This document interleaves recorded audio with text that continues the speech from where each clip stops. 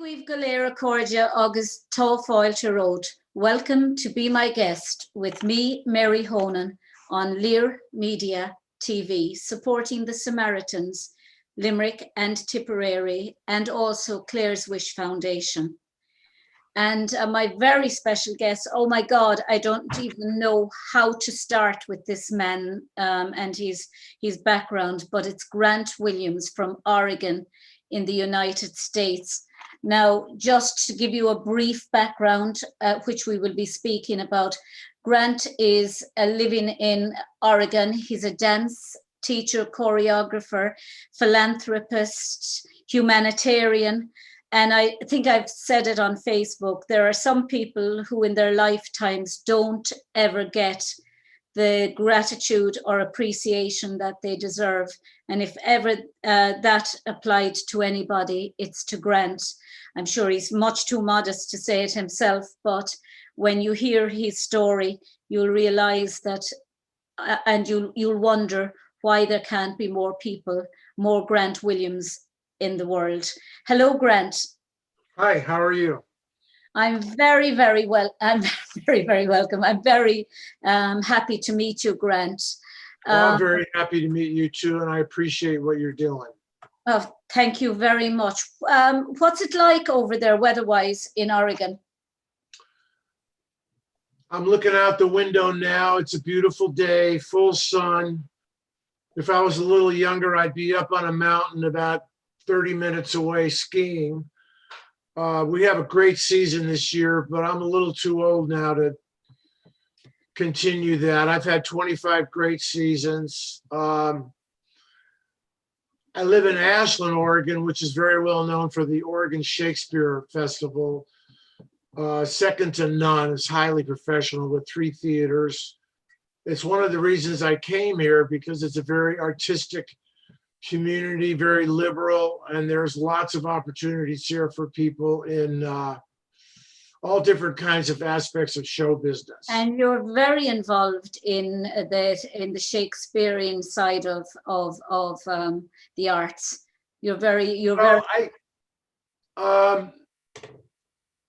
I've been involved as a teaching dance, a little bit of performing, and also choreographing for a theater in Medford, which is where our international airport is.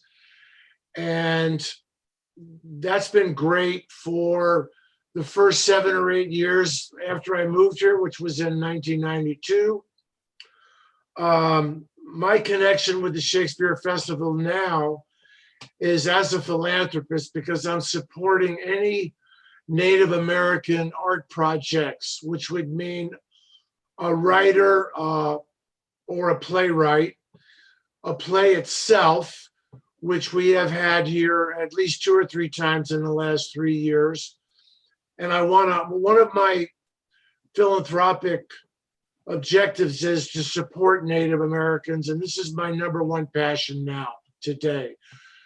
I am appalled at the history of our country regarding these people. And it's starting to change now because they're getting represented in Congress finally. Thank God. But we will talk about the Native Americans, the Indigenous Americans, a little later in this. But you're the president and founder of The Edge. Could you explain what The Edge is for people who don't know? The Edge is, first of all, I founded and developed it in 08-09, and we became a nonprofit after about 6 months of growth, early growth.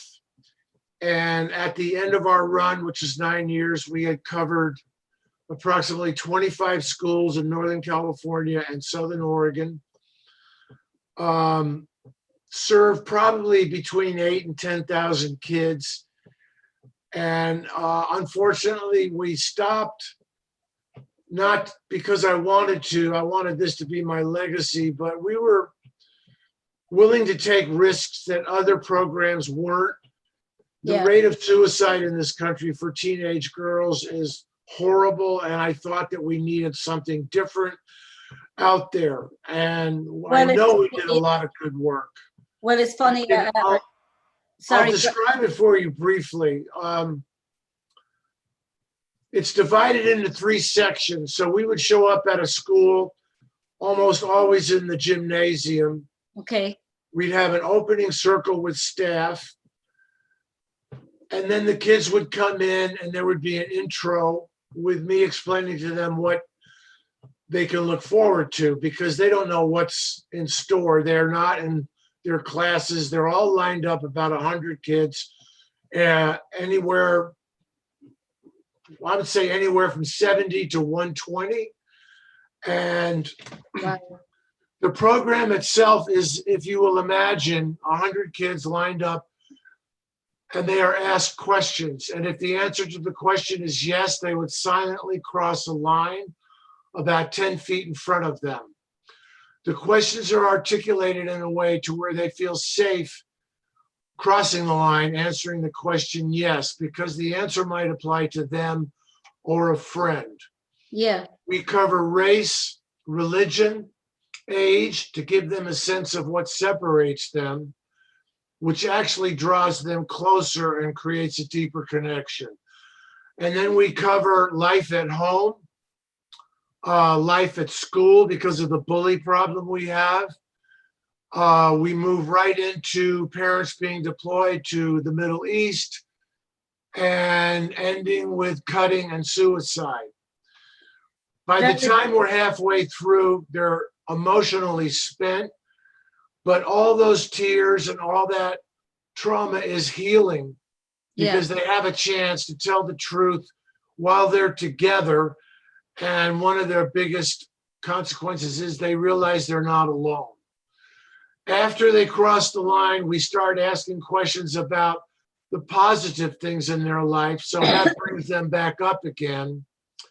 And then they all sit on the floor and we pass the mic and ask them how this was. It takes 3 to 4 hours. It's very intense, but I think it's necessary because a lot of kids, when they realize they're not alone, their self-esteem rises and their depression lowers and they feel better about themselves. We know of 3 cases for sure where a suicide was prevented. And I'll stop there unless you have any specific questions. No, I'm just interested in how you this show I associate where my show is associated with the Samaritans, and they're a suicide awareness. So it's interesting. They're the oldest suicide awareness not for profit in Ireland, and they're completely voluntary. I'm interested in how you got interested in the area of working with youngsters and how you actually developed that program for students in particular, and I suppose I agree with you that children tend to think, and young adults tend to think, that their own problems are the only problems that are there, and that nobody else understands what they're going through. And a program like The Edge actually gives them, one would imagine, this sense that, oh gosh, I'm not alone. There are other people who understand how I'm feeling. That's right. That's right. Sometimes it's easier to talk to a Grant Williams et al.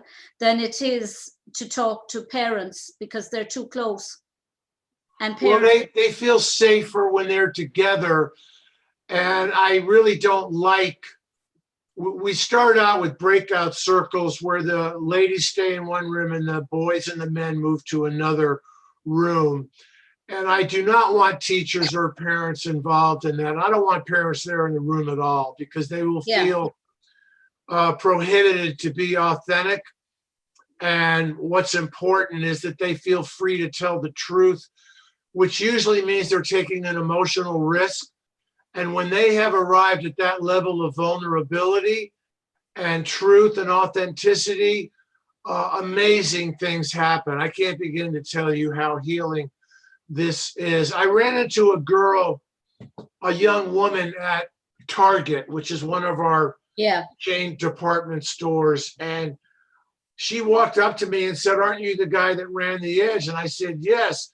And she looked at me. I don't want this to sound like this is about me, Mary. She said, I want you to know that what you did that day for me, and I did 3 of them over the years, and I just graduated from high school last year. You changed my life. Yeah. And I just could not feel the ground for about 5 seconds when she explained that to me, and I will never forget that moment. We do have a website that's still up. The website is This Is the Edge, which is one word, thisistheedge.org. And I've left the website up because I'm still available to put together a crew, and we will go anywhere. We have offered this program to the schools free of charge because a lot of schools just don't have any money. And I dare say that I think that's one of the reasons we didn't last, because in this country, and I'm kind of ashamed to say this, if it's for free, well, then it must not be worth anything. But we wanted to go into schools that had very little money, and we wanted to give them this opportunity so these kids could have a chance to experience a lot of personal growth. What is it about, say, so it's just a by the by, places like the US where that mentality is there, that if something is free, it can't be good? I know I have a cousin who moved to America over 25 years ago, maybe more, and he was charging very little as a fitter for his work. And somebody told him, if you charge double what you're charging, you're not charging enough. People will actually appreciate you more. Yeah, And, no, that's true. We come. I came up with an idea. I said, it's worth approximately $2,000 to do one event. And we supplement that with the donations we get that keep us afloat. And that put a value on it in terms of monetary, but actually I don't think it made that much of a difference. No, but it's doing fantastic work. I mean, you started off your career as a dancer at the, as you say yourself, at the ripe age of 28. And many people, including other teachers and adjudicators, had told you to go away, that that it was too old to dance and too old to become a professional dancer. But by your own admission, you were very stubborn, and you actually stuck with it. Is that stubbornness what has actually kept you going? Yeah, I have a lot of tenacity. If I set out to do something, yeah, I can't stop until it's done. I'll tell you one good thing about the dancing. When I do the intro, which takes about 10 to 15 minutes, and all the staff standing behind me, they introduce themselves. We do an icebreaker. It's called the Silly Boogie. And everybody participates. And that's when I get a chance to use whatever skill I have left. It's a very simple little physical thing. And the kids have a lot of fun with it. And a quick side story, I've been to Africa many, many times. And the last 3 times I've been to Nairobi in Kenya, I brought the edge with me. Yeah. And you have not lived until you have seen 60 African women do the edge, which was changed and modified to be agreeable to their situation as Christians and Muslims, as women living in poverty. And then afterwards, we do a dance. I put Michael Jackson's Thriller on. And I can't, it's just extraordinary. Actually, I think on my website, I have a film of that.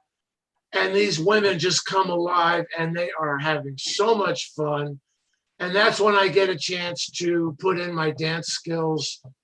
And it inspires them to just follow my lead. It's like jazz one, step touch. It's very easy to do. And like I said, it's an experience that is huge fun. Well, I was watching a movie the other night, Grant, and it's been out for a long time, and it's won loads of awards, and it's called Billy Elliot.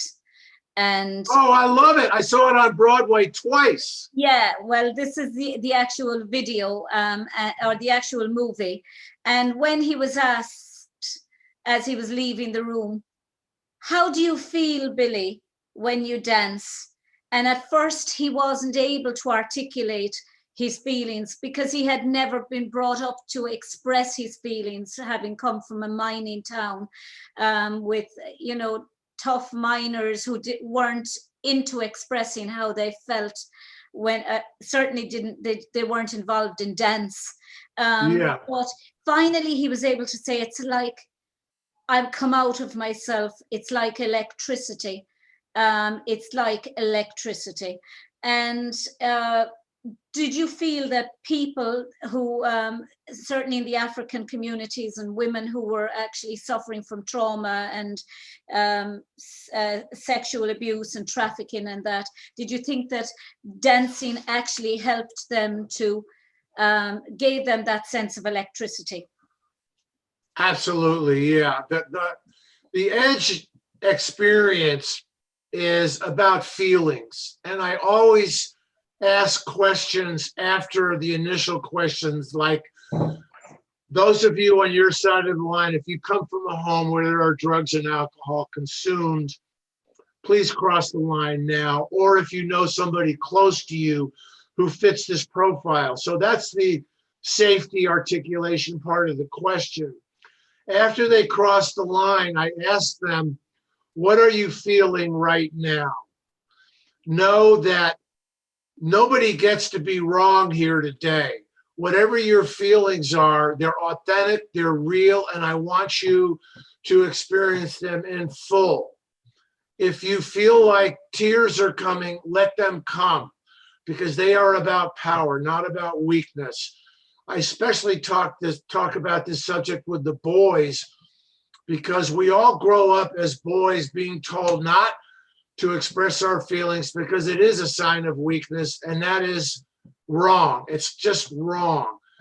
I don't want to use inflammatory statements, but I will say that is just bullshit. And I want all the guys to understand that it is okay to express ourselves emotionally. And that really comes across in the dancing because it's so much fun. It makes for a stronger society, a stronger humanity when men are encouraged not to hide their emotions. But Absolutely. I'm wondering at what age, I suppose because my research was on genocide and the effects of genocide, not just on the victim, but on the long-term effects. I interviewed a man the other day who was 14 when he was released from Bergen. Well, he wasn't released. He escaped on his way when they were about to shoot him from Auschwitz. They were being brought to mass graves, and he jumped off the train, and then the Russians liberated him. But the trauma that his daughter was experiencing was palpable. It was just vivid on her face, and on his desire to tell the story, but yet not to tell the story because he didn't want to talk, but he was quite okay with her telling the story. But the shock had transcended generations, and because of the lack of his ability to connect with his children, or to tell his family what he had ever suffered. And she admitted that he showed no emotion ever through as children. They had no bonding. He couldn't communicate. But I'm thinking, when you're dealing with, I presume you're dealing with young children upwards in these programs, how is there an aftercare? When somebody, I was conscious of it the other day now when I was speaking to Michael, because I was conscious that I was making him relive things that perhaps he would much rather have forgotten. And I'm just wondering, with the EDGE program, how safe is it, when they have released all their fears, when they've unburdened their problems and they've spoken to each other, do you meet up with them afterwards and talk to them about having unburdened things that probably they never wanted to talk about? Yeah, we do offer and highly recommend a follow-up, and we will come back and talk to the kids about have you noticed any changes in your life, relationships in the school. And frankly speaking, for 2 weeks, this has been a pattern of response to me. The kids feel different. Yeah. They enjoy each other's company. New friendships are kindled. Maybe old relationships that went south are reignited, and they feel better about themselves. It's hard for me to say this, but after 2 to 4 weeks, for most of the kids, it's back to business as usual. So if we make a difference, I would say it's in 10 to 15% of the kids' lives. Now, I'll tell you a quick story. When they're sitting down in what we call the horseshoe and we're passing the mic, I can remember one instance where one boy wanted to make an apology to another boy who was his victim for 3 years. Just traumatized him. Every day in school, this kid came to class and he was terrorized because he thought he was going to get pushed up against a wall or be humiliated in front of his girlfriend. And the bully stood in front of him with tears in his eyes, and he apologized to him. And he said, "I will never do this again to you. I am so sorry for the pain I inflicted on you." They both started crying then, and they just fell into each other's arms. And it's just impossible to see something like that and not get emotional myself. So when I see something like that, all the training, all the preparation, which is a lot because of our sound system, is all worth it. And that's what the Edge is about. When we can get two people together and they realize life can be better when they open their hearts and become vulnerable and tell the truth. And how much, I know that parents say, I'm just thinking that in today's climate and that with how much parental, do you get letters from parents to say that the children can be part of this project? And most of the parents like what we do. One woman in a high school 10 minutes from here tried to shut us down. That's what I'm because her daughter went home and said, "Mom, they're asking all these questions.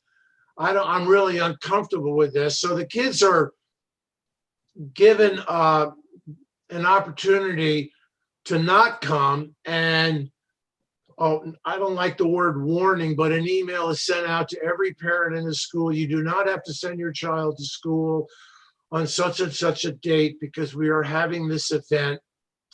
And it gives the kids an opportunity to say things that you might not want them to share. So if you don't want them coming, it's the morning or the afternoon. Otherwise, they're welcome. And also, we want them to come back to school, but we want you to know that this is an intense training and we believe that the kids need it. And so some of the parents don't want their kids to experience this. And for example, this could be in a community where they are highly religious, it's fundamentalist, and they don't want their kids answering questions about religion. And to be very frank, if there's a Hindu or a Muslim in that school, the parents think that child is going to hell, and that's what they tell their children. No, but I'm just thinking about, say, the confidentiality within the group of if somebody unburdens and says something, yes, just may say, I'm being abused at home or whatever, and how confidential is the group, especially when you're revealing something so, and you may have the child who just says things out just to be the just to be for a sense of importance. I'm thinking back on my own childhood now when I was in First Holy Communion class. The nun asked us all if anyone in the class had mammies and daddies who had drink problems. And I think she was trying to be nice, Sister Kevin, and nobody was putting their hand up. So I felt sorry for her. And I thought, nobody's answering Sister Kevin. So I put my hand up.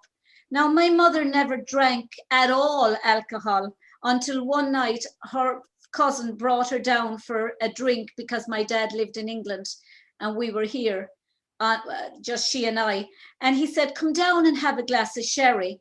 And it was her first sherry. And I said, my mammy went to the pub with my uncle, and she sent a note home to my mother, Maura, could you come down and have a word with me? I hear you like to take a drink. I was murdered when I went home because all she had taken was a few drops of sherry. And I had made her more or less out to be an alcoholic to the teacher, all because I didn't want the teacher to have asked a question and nobody to have answered. Yeah. So I felt my mommy takes a drink. And I'm just wondering what would happen if you had somebody as stupid as me in the class. You know, I don't mean stupid, but. Well, that question about abuse is articulated like this. Does anybody on your side of the line come from a home where there is some form of abuse, physical, verbal, or any form at all? Or do you know somebody close to you that meets this profile, like a close friend? And that gives them that safety element because nobody knows who they're talking about if they cross the line. Yeah. And that's why I don't want any parents there. There is one community not too far from here where in 1 year, 12 different parents had committed suicide. Very poor community. And these kids go to school just dragging their feet in, coming from a very disturbed home life. And they have nobody to talk to because that school can't afford a counselor. Yeah. So this is a means of, I don't want to use the word escape, but it's a means for them to decompress by being authentic and realizing they're not the only kids with these kinds of problems.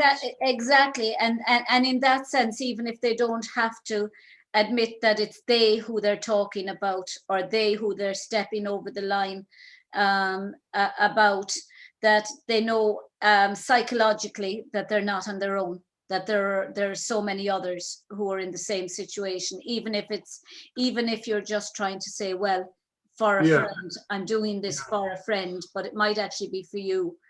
You might be suffering or having a fractured home, but you can disguise it by saying, I know somebody who has a fractured home or right. One of the questions we ask is, how many of you have a learning disability, or do you just feel kind of slow compared to other kids? I would say 70 to 75% of the kids cross the line. Yeah.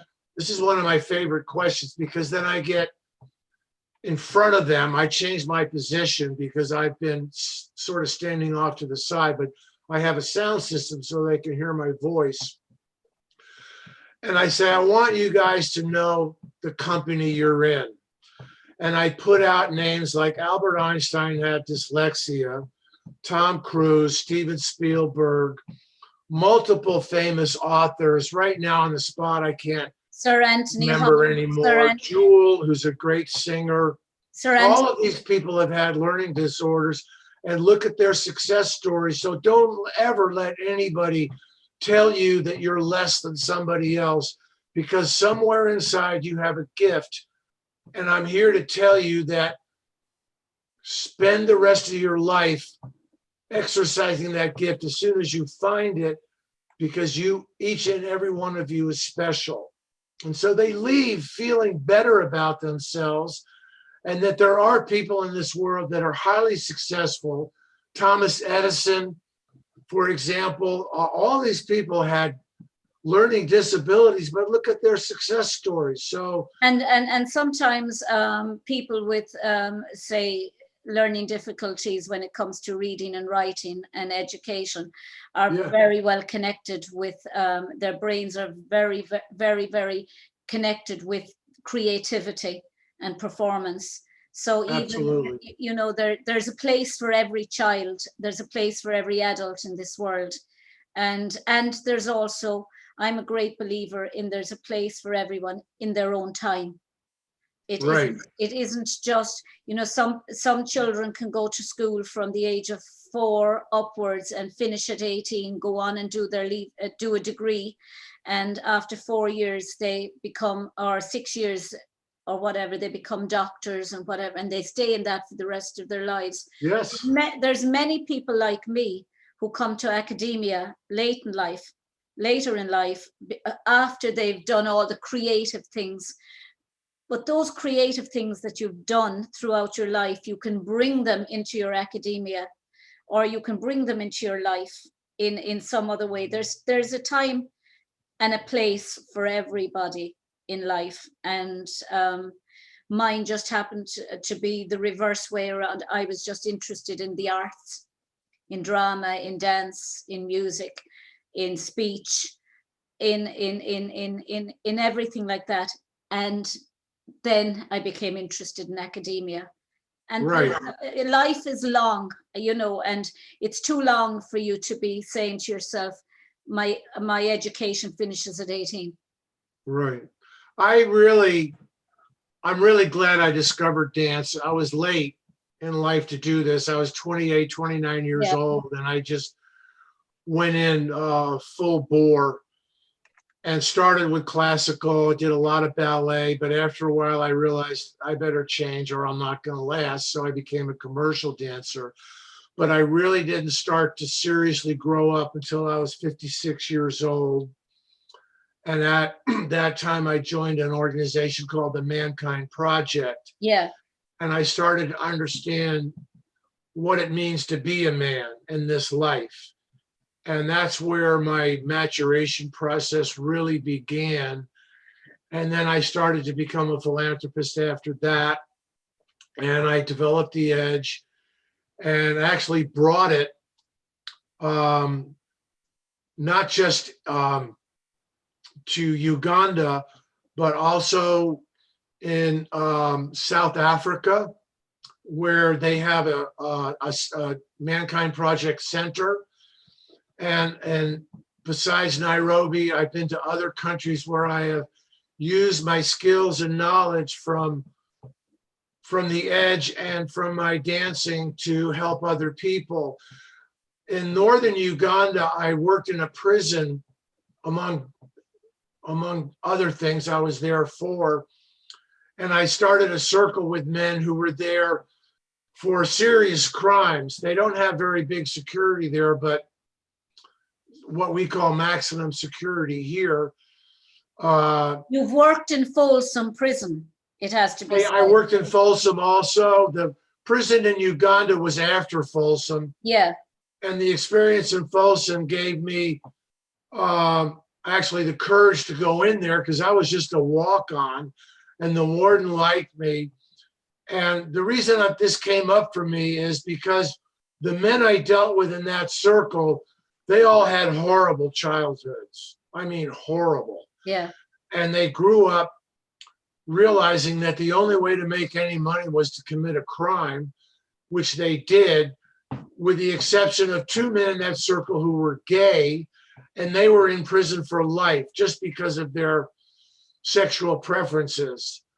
I know I did some good with those men because I gave them an opportunity to tell the truth, and they realized they weren't alone, and they started coming out and being authentic. And that was an experience I'll never forget, because I was there twice a week for 2 hours for 6 weeks. And that's a memory I'll never.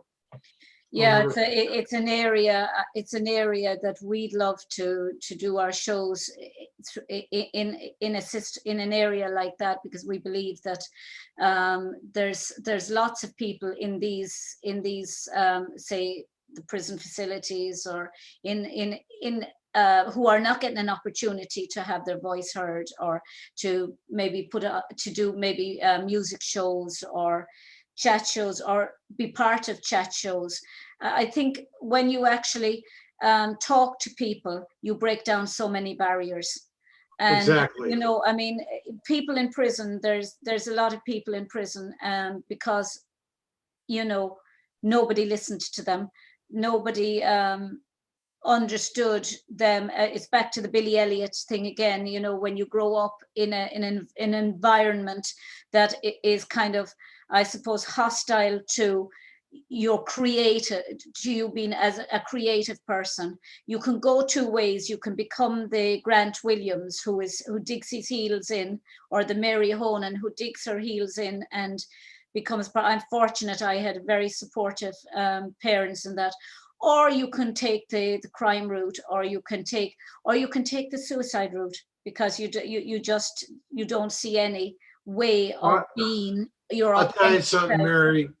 If this work works in a maximum security prison like Folsom, then it'll work anywhere in the world, because this is a dungeon of doom for a lot of men.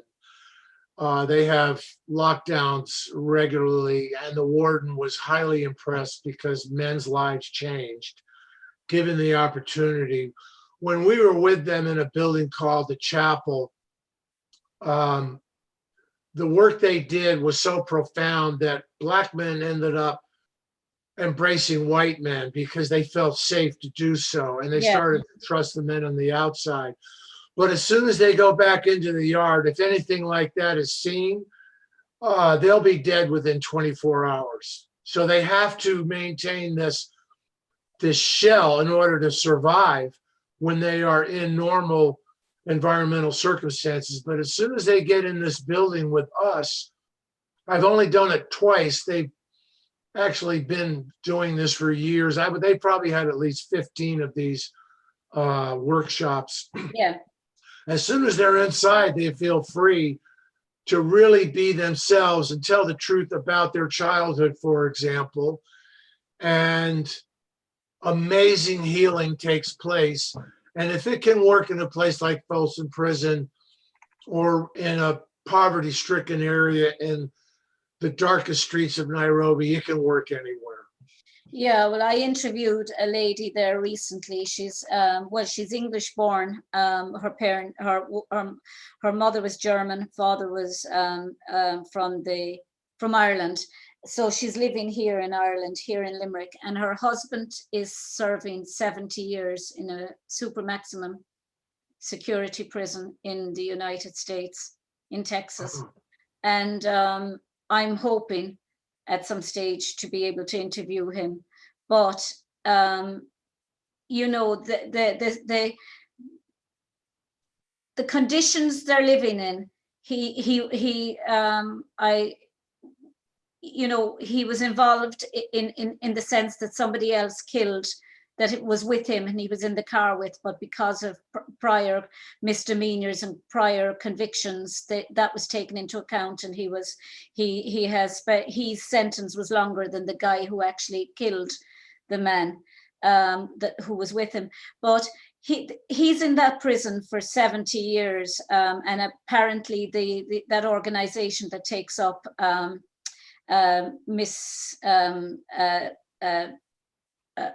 miscarriages of justice and that are taking on his case. But because they've got a new person, a new supervisor, a new person taking over the prison, the place is in complete lockdown now. And even his birthday yesterday, she wasn't able to ring him for his birthday. That to me is just a violation of someone's human rights. If you're in prison for 70 years for something, and many people are in there because it's the 3 strikes and you're out, 3 strikes rule. How can you deny somebody the human contact with somebody from the outside who may completely change you around as a person? Because are you going to just lock people up for the rest of their lives and never expect them to change, or never give them the opportunity to grow from within, to grow as people? Okay, if you're going to be in prison for the rest of your life, you still have a right to contact with the outside world in some way. And how can a Zoom meeting be prevented from somebody? totally agree with you. Everybody deserves dignity as long as they don't cross one line, and that's if they impose their will on somebody else. That's where I would hopefully interfere. We have an ex head of the CIA. His name is John Brennan, and recently Yeah. he just spoke publicly and said sometimes he feels ashamed to be a white American, and I know exactly what he means. This country right now hopefully is in a healing mode, and in order for that to be fulfilled, we have to individually and nationally share our pain with each other. And I am ashamed and embarrassed, frankly, to be an American for many reasons. Our healthcare system is a joke. We are the worst country in the world when it comes to incarceration. There are all kinds of problems we have that we shouldn't have, especially when it comes to race. And there are not enough people willing to step out and tell the truth and share their pain, which is necessary if we're going to heal. But with A respect, man named Russell Means, who's a Native American, has come out and said that there are approximately 100 million Native Americans who were murdered one way or another, and that is our legacy. That's our history. And if we don't come to grips with that and admit it and start apologizing to the people today, which has happened, but not on a very large numbers, then we're not going to heal. And on an individual level, if one person is keeping a secret or hiding in shadow, if he doesn't admit that and open up and tell the truth, then he's not going to heal. So it's either on a very large scale level or in one person to another. And I think that this change is starting to happen in this country because enough people see what's happening in terms of our racism problems, and we just have to stop. And I don't want to get into politics right now, but no, but with respect, that's a lot of the cause. With respect, I don't feel, I have to say that as a white woman, I'm not ashamed to be a white woman because I'm a white woman that hasn't a racist bone in her body. And I don't think that racism is the sole preserve of the white person, no more than it is the sole preserve of any person. I think it's instilled in you in your home, and we were talking about this earlier. You know, you can be in school all day long and you can have wonderful teachers. I had all nuns, and I came from a Protestant, Jewish, Catholic background, but when I went home, what was taught to me in school was compounded at home, and that was to have respect for everybody. And it didn't matter that I was in an all-girls, all-convent school. I was never brought up with an ounce of intolerance towards another person. And I think to say that somebody is ashamed to be white, personally, I think that to me is just doesn't bear any fruits, because insofar as there's quite, you know, for centuries and centuries, white people have done very, very good things for humanity. White people have done very bad things for humanity.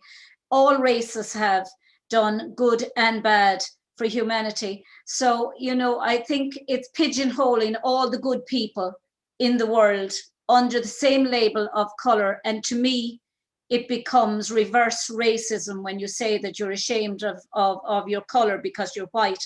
Now, I do think America has done phenomenal work in the world. It's an extraordinary country. It still is a beacon of hope for many people. But I do think that there's two things that need to be addressed, and that is the prison sentencing especially for this 3 strikes, for several misdemeanors, and you could end up with a life sentence for your 3rd crime, which might be just stealing a loaf of bread or something like that. And the death penalty. I am absolutely and utterly against the death penalty for under any circumstances. And those are the 2 areas that I think the American justice system needs to be introspective. It needs to look at itself. Also, our education. There's not enough opportunities for lower income people who are disadvantaged. Exactly. And that's the main, when I'm a philanthropist, in different areas, mostly colleges right here in Ashland, Southern Oregon University, the American Indian College Fund. Yeah. I've been to Pine Ridge in South Dakota. I've helped people in Wisconsin, the Menominee tribe. The way out for our Native American ancestors is through education. So when I give money to different tribes or communities, that's what I stress. And it's helping people get an education. And it's starting to show now, because we have half a dozen people in Congress who are Native American. The new Secretary of the Interior is a Native American woman who understands how precious the land is. So hopefully in the future, we're going to get out of fossil fuels and other means of just ravaging the earth, and instead learn how precious the land is. And we have to change our attitude towards. I don't believe, Grant, that you can get out as the daughter or the granddaughter of a miner, a coal miner in Wales. My granddad left Ireland and he worked down the mines in Wales. All my grandmother's side of the family were coal miners in Wales. And the mining community in the 80s, when Billy Elliot, the movie, was set in the 80s, was decimated under Margaret Thatcher. Jobs that were lost, and they never got those jobs back. You can't just come in with a white sheet and say fossil fuels are gone and have nothing there as a backup and say, well, now here's clean energy jobs and here's blah, blah, blah, because people have to be trained. It takes a period of time. Things have to be eased in because, to say, it's like saying to dancers here in Ireland, our government, the same with the government in the UK, at one stage told people, one of the ministers told people who were in the arts, you may have to retrain. That's like telling somebody that you may have to learn how to breathe again. I mean, Grant, how could you be told you may have to give up your creative spirit and go back into an office and work 9 to 5? You wouldn't be able to do it. I wouldn't be able to do it. Yeah. Creative people do things many times for no money, and they do it because it's their passion. It's the electricity, as Billy Elliot says, within them that keeps them getting up every morning and going out. Your philanthropy, the fact that you're doing good for people, that's what. Yeah, I ask myself a lot, why do I do this?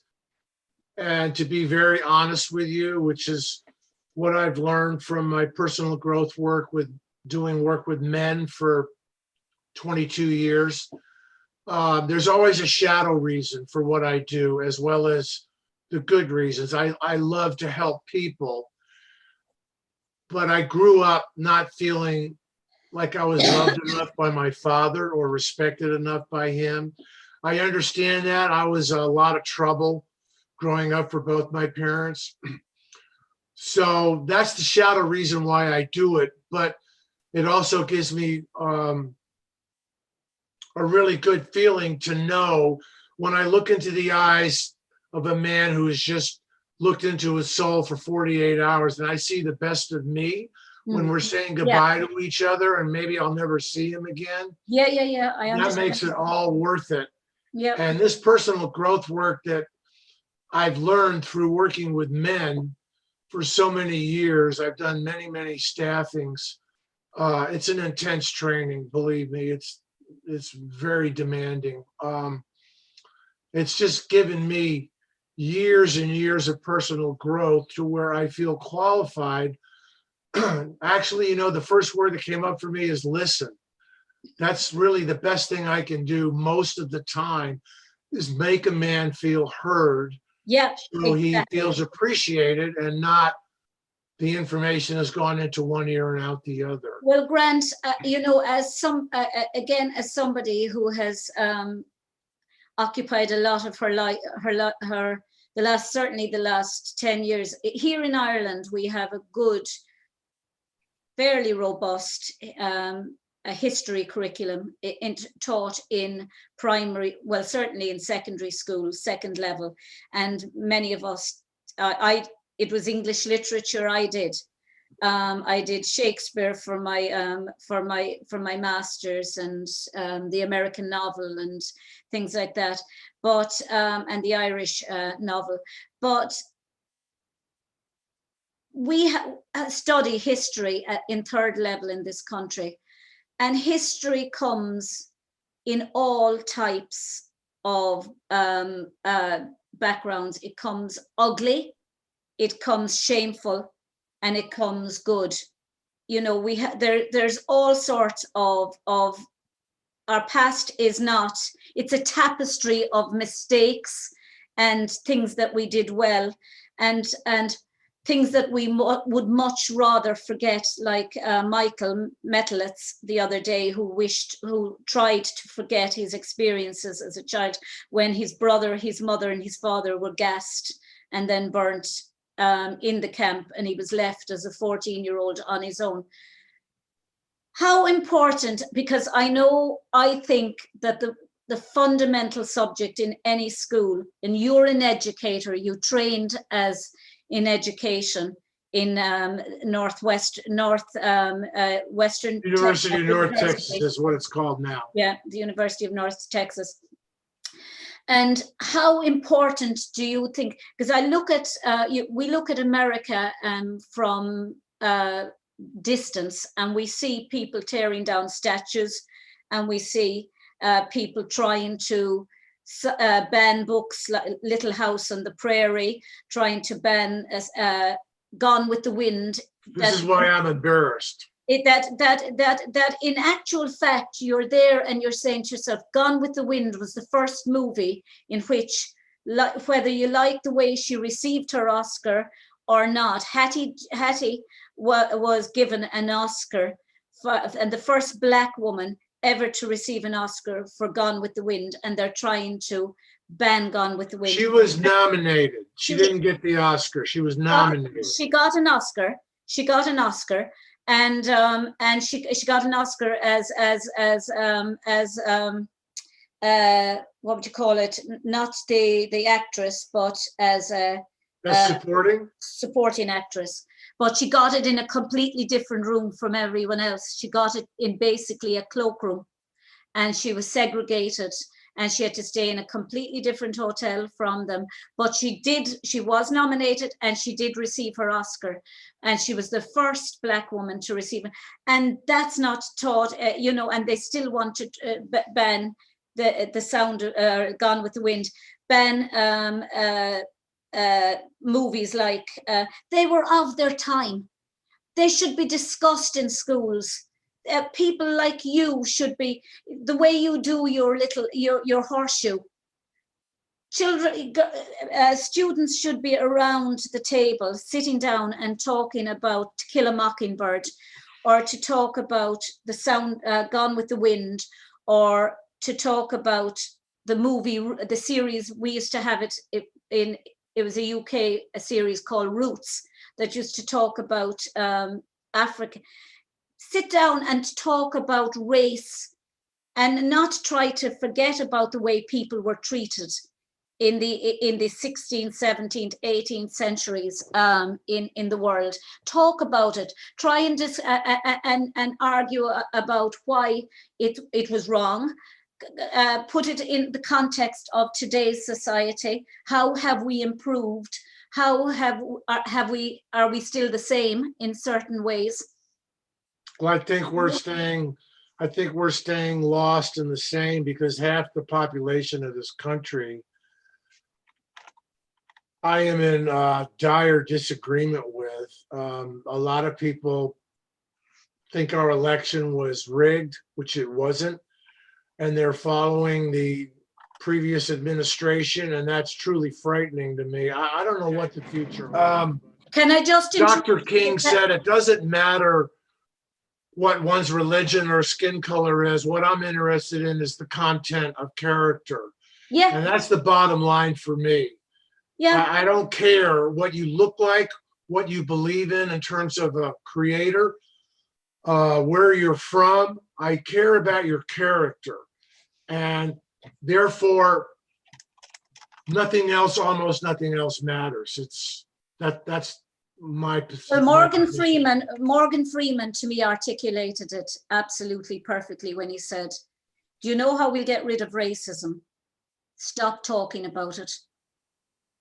And, you know, and I mean, if we start talking continuously about this race and that race and the other race, then we're actually saying that there are races, that there are people, others.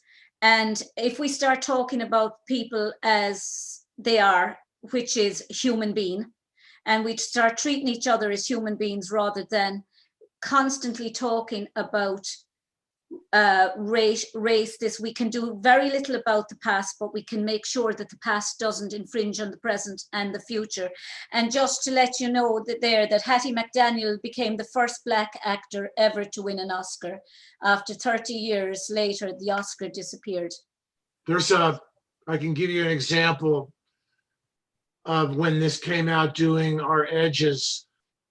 I would say, those of you on your side of the line who are African-American or who have any African-American blood, cross the line now. And I've seen one kid cross the line, stand in front of an ocean of white faces, and it's riveting.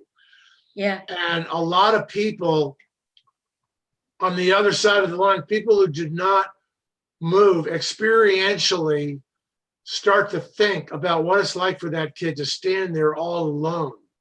Or they will see 2 or 3 white people cross the line, and they never knew that there was a grandfather or a great grandmother who was Black, and therefore he's admitting, yeah, that's part of who I am. Yeah, and that brings people closer together, and that's our intention for going to that school. Oh no, and it's absolutely fabulous. But what I'm saying is that as a society, we should now be talking about how we can actually look on each other for our humanity and the good that we do, instead of further dividing people by saying things like McCarthy said, that I'm ashamed to be white, yeah, or I'm ashamed to be Black. You can't say that, because too many white people like yourself, Grant, who have done all this good work in the world, and people like you who have been white people and Black people who have done immense work throughout the world, it becomes almost racist, almost reverse racism to say all white people are bad or all Black people are bad. Do you know, we just have to take people for how they treat you, how they actually physically treat you, and respect that, and say that there's going to be bad in the world, there's going to be good in the world, but how we're going to try and create a more tolerant, I think, society is by treating everyone as with a sense of equality, rather than judging them by the color of their skin or judging them by the ethnicity that they belong to. I mean, you know, you look back at World War II, and I mean, the Nazis had it down to the least detail. If your facial features, it didn't matter if you were Jewish, if your facial features they measured you. And if you physically measured to your eyes were the proper distance apart, your cheekbones were the proper height, the top of your forehead was the proper distance from your chin. You were actually considered to be perfect and Aryan, even if you were belonging to an ethnic group that they didn't consider human beings. They could kidnap you, which they did for the Lebensborn program, and rear you as a German or rear you as an Aryan. And everything was brought down to treating people as if they were just objects, as if they were inhuman. And it's got to stop. We've got to treat people as, look at people's humanity rather than looking at their facial features, the color of their skin, the ethnic group they belong to. And if people are bad in both groups, acknowledge their badness in both groups, but also acknowledge their goodness, you know, and we all have bad and good. And well, I know one thing, we have to work together. Blacks can't do it alone. no, The Indians can't do it alone. Then the no, whites can't do it alone. We all have to come together. absolutely. And I don't know if that's going to happen. Probably not in my lifetime, but I like the line, the journey is the destiny. So I'm not attached to an outcome. I know that what I'm doing today and tomorrow is enough. And if it's not enough in somebody else's eyes, or the objective is not successful, in the long run it is, as far as I'm concerned, because I'm moving in the right direction. But I do think that the American government, whichever government is in power at any stage, I do believe that recompense should be made to the Indigenous. Yes, Americans. yeah, I do. Absolutely. Not just physical, not just speech and saying we're sorry for what we did. That's not enough. There has to be, I think, financial recompense, land given back to the American, to the Indigenous people, and acknowledgement that everybody in America is an immigrant of some kind, apart from the Indigenous people. There's a lot of obstacles, and it's going to be a difficult road. It has been. John Kennedy had to send the National Guard to Alabama to let that girl into college. It took force to go down there into the South and say, this is how it is, or there's going to be violence. And it turned out to be successful. But racism is still rampant throughout the South. Personally, I was extremely pleased that Georgia, of all states, came out and became a blue state in our country. And I could not have been more pleased. You know, don't get me started on Trump. I don't want to talk about that man, but he is an embarrassment to me as an American, above all else. I cannot remember any man in history almost, unless we go back a century, but yet, overshadows him. But yet 74 million people in America voted for him. And and at the end of the day, those 74 million people, whether you agree with their views or whether you don't, they came out and they voted for a man who promised to bring work back, and work back to people who hadn't had work in a long, long time. And people like the miners, people like the people working in fossil fuel industry and that. And we probably have the same opinion of Thatcher. Yes, because I know that she was not their friend. No, I am really big on unions. You know, these people are going to be more productive if they're happy and go home with a good paycheck.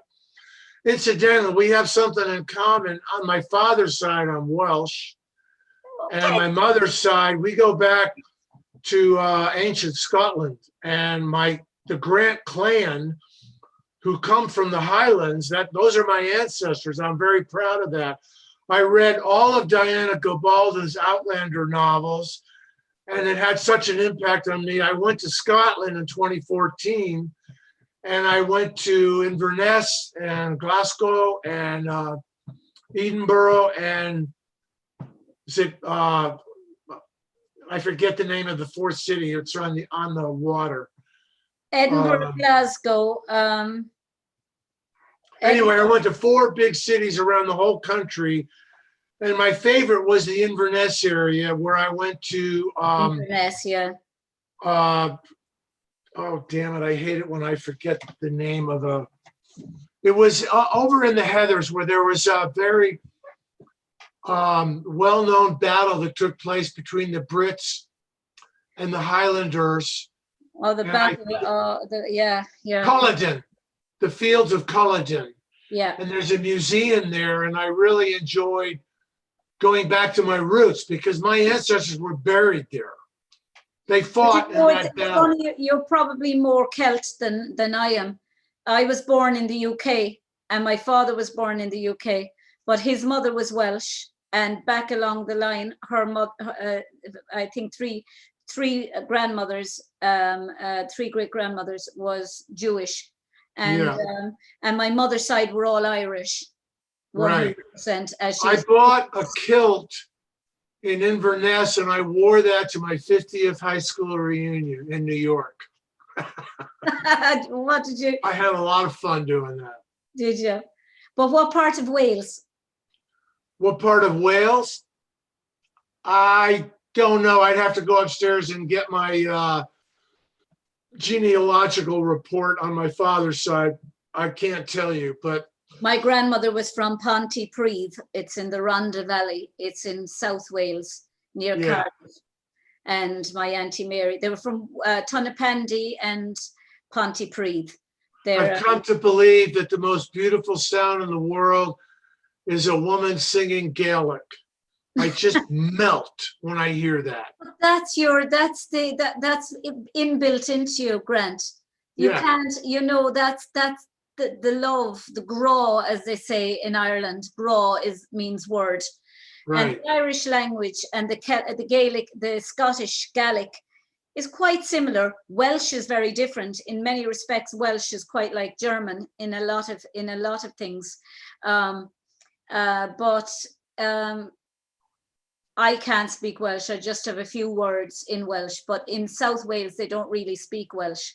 In North Wales, they do. It's like here in Ireland, there's certain parts of Ireland that only speak Irish.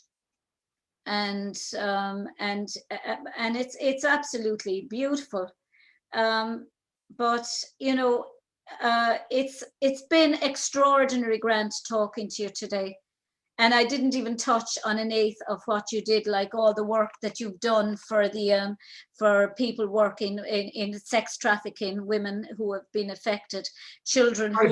I've been involved in that as well. There's a program here called Redemption Ridge. Yeah. And I've been supportive of them, and I've learned an awful lot about it. It's a terrible, terrible, dark world.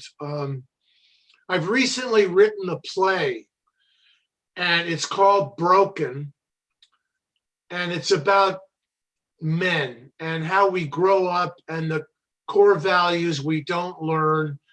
And I have put all 22 years of my experience into this play, and I hope that I gain an audience. I'm going to put it online if I have to. And that's one of the subjects that comes up. And it's a very, very serious problem. And I think it's becoming more known and getting more light that it's bigger than any of us thought. Yeah. It's probably an area that we shouldn't go into right now. If you get me started on that, I won't be able to stop. It's funny. I've applied now for funding from Ireland to write a book, to do it.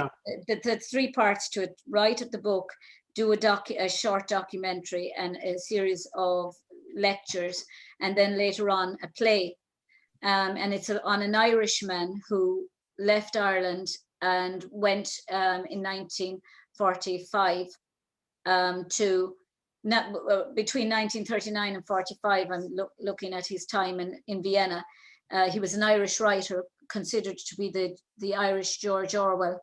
Very little is known about him, but he went there to help smuggle out Jewish families and smuggled them into Ireland and then on to America. And he worked with the Society of Friends, the Quakers, to help them to do that. So I'll know at the end of this month if I got it.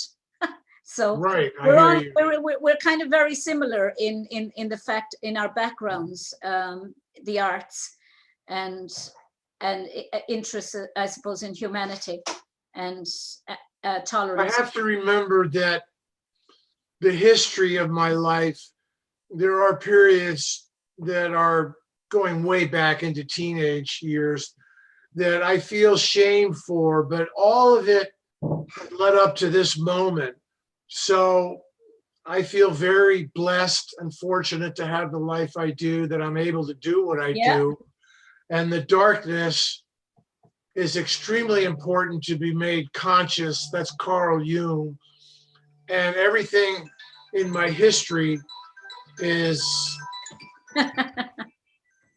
just going to ignore that. Those were all stepping stones leading up to who I am today. So if I'm mentoring a boy, I want him to understand that it's okay. At the end of the day, if you feel good about yourself, everything in the past has led up to that moment. So it's time for self-forgiveness, and that's one of the biggest pieces of personal growth work for men. We have to learn how to forgive ourselves. And I met a man in Folsom Prison. That's all he did, was got men to realize that ultimately there's really nothing bad or wrong. If you can get to that state of mind, that's a result of good growth. Yeah. That's a universal statement, not a cultural statement. Yeah. Well, Grant, I can honestly say I could do about at least 4 interviews with you about different areas of your research. And always available. We still wouldn't have scratched the surface of your philanthropic adventures. Say that again? We still wouldn't have scratched the surface of your philanthropic adventures. Well, there's a lot to talk. I mean, I'll be 78 in 2 months. So that's a long life. And I am very grateful for the life I've had. And I can't believe you're that age. The traveling, the skiing, I'm a scuba diver, and working with kids. I feel extremely fortunate to be who I am. I cannot believe, I'm still in shock. I would have had you about 65. Well, thank you for that. I have some arthritic problems now, so my dancing days are over. I can't ski anymore, but I don't walk with a limp. I feel good. I work out at the YMCA very regularly. It's actually an addiction. Yeah. And I do a dance warm-up in a ballet bar. I can't stop. See, it's the addiction. We dancers are a bit crazy. I believe you're right. Yeah. But it actually. The 3 performing arts, singing, dancing, and acting. Singing and acting, you can get by with no training. People are just born with it. Dance, absolutely not. If we don't do 10,000 pliés, we're going to be laughed off the stage. And that's why I love dancers, because I know the work it takes that goes into it. My biggest dream in the world would be to get to interview Mikhail Baryshnikov, the Russian ballet dancer. He runs the New York Ballet Company. New York City Ballet. Yeah, New York City Ballet. And I just the man is just my idol when it comes to dance. And I mean, I've been dancing since I was 4 years of age, but he's just a god. I think I would be rendered speechless, and that says something, because absolutely. To render me speechless would be some challenge. You're right. You're absolutely right. And some of the training will never go away, Being centered, placed, how I move. I know my body so well. I can teach somebody. I'm kind of an amateur chiropractor. I've learned so much through all the physical movement and how to move properly. For every action, there's an opposite and equal reaction. This is something I told my students. If the arm goes that way, something has to go this way to make it a proper movement. And that's vitally important. But also to create balance. And dance should be taught in every schools because of the fact that what it does is it helps you with your equilibrium.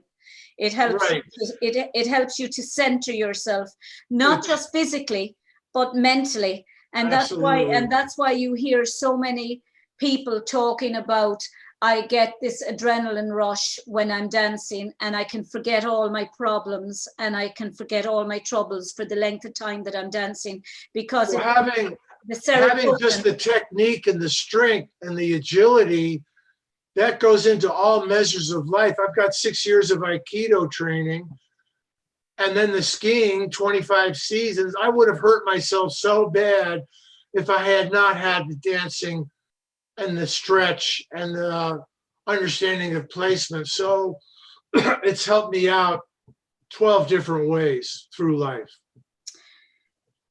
Well, Grant, you were astonishing, and I'm just privileged to have been in the company of great. The privilege is mine, Mary. Thank you very much. I've been in the company of greatness. For the and I can actually say that I met somebody, and I truly mean this. I don't say it very often, but you know, with you, I just feel that life doesn't always give people what they deserve, whether it's good or bad. People don't get the honors they necessarily deserve, but I honor you for what you're doing. I appreciate that a lot, Mary. Yeah. Should I hit the no problem exit full screen now? I'll exit you out. All right. Thank you for this. I really appreciate it. You have a good day. You too. All right, bye-bye. Bye-bye. Shindera leis an chlár. That's the end of the show for today. Until the next time, Lacuna of Day. Bawalum tugalir chiacana, sonus agus gro. I wish you peace, happiness, and love. Gadeshiv Sloan.